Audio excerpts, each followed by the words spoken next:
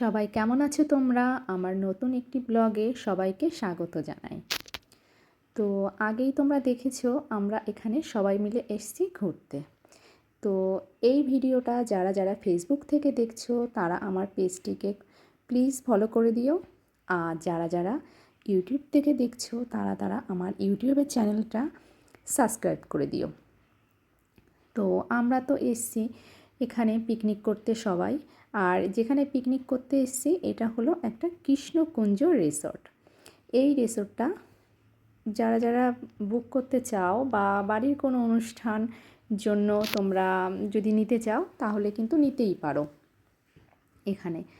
আর এটা খুবই কাছে, এই বিরাটি থেকে বেলঘরিয়া থেকে খুবই কাছে, কল্যাণী রোড হয়ে যেতে হয়, 15 মিনিটের রাস্তা। তো খুবই সুন্দর জায়গাটা। আমরা এখানে এসেছি সবাই মিলে ঘুরতে। তো আমি আমার মেয়ের সঙ্গে এই যে এসেই এই জায়গাটা চলে আসলাম ঘুরতে। আমরা প্রথমেই চলে গেছিলাম এসেই সকালের ব্রেকফাস্টটা করতে। সকালের খাবার ছিল লুচি, সাদা আলুর তরকারি, সঙ্গে মিষ্টি, এসব ছিল। খেয়ে আমরা কিন্তু বেরিয়ে পড়েছি চারিদিকটা ঘুরতে। এত সুন্দর চারিদিকটা কি বলবো। আর এত বড় রিসর্টটা আমরা ঘুরেই শেষ করতে পারছি না। আর এই যে আমরা ওই দিকটা ঘুরছিলাম, ঘুরতে ঘুরতে এসে দেখি এই জায়গাটা হাঁড়ি ভাঙা খেলা হচ্ছে। তো হাঁড়ি ভাঙা খেলা দেখতে সবারই খুব ভালো লাগে।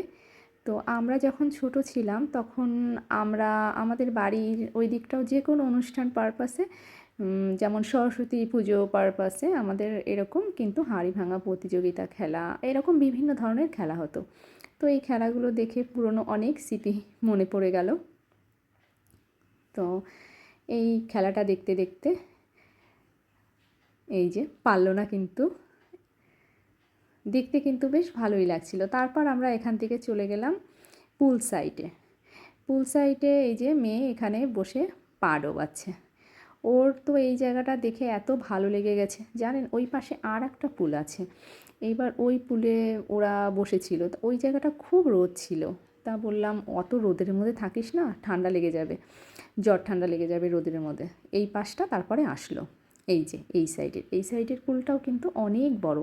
আর ওই যে ওই পাশটা একটা পুকুর আছে, পুকুরটা কিন্তু বোটিং করারও ব্যবস্থা আছে। আর এই যে এই সাইডটাতে দেখানো হলো একটা সাদা বাড়ি, ওই সাদা ঘর, ওই ঘরটাতেই কিন্তু রান্নাবান্নার ব্যবস্থা হয়েছে সব কিছু। আর পেছনে এই যে জায়গাটা আছে ওই পাশটা আরও জমি আছে, ওই জায়গাটা সবজি চাষ হয়েছে।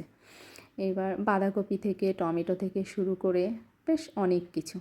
তারপরে আমরা এখান থেকে বেরিয়ে গেলাম, যে দুপুরের খাওয়া দাওয়াটা সারলাম। দুপুরের খাবার দাবারের মধ্যে ছিল ভাত, ডাল, আলু ভাজা, আর একটা মাছের আইটেম ছিল, আর মাটন কষা, চাটনি, পাঁপড়, ব্যাস।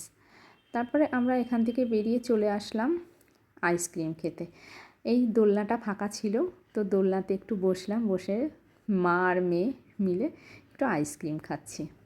আর এখন তো বেশ গরম পড়ে গেছে, আইসক্রিমটা খেতে বেশ ভালোই লাগছিল দোলনায় বসে বসে। আর এই যে মেয়েও বসে আছে, আর ছোটোটা ওই সাইডে রয়েছে। তারপর ওখান থেকে একটুখানি রোদটা পড়লে চলে আসলাম পুল সাইডে।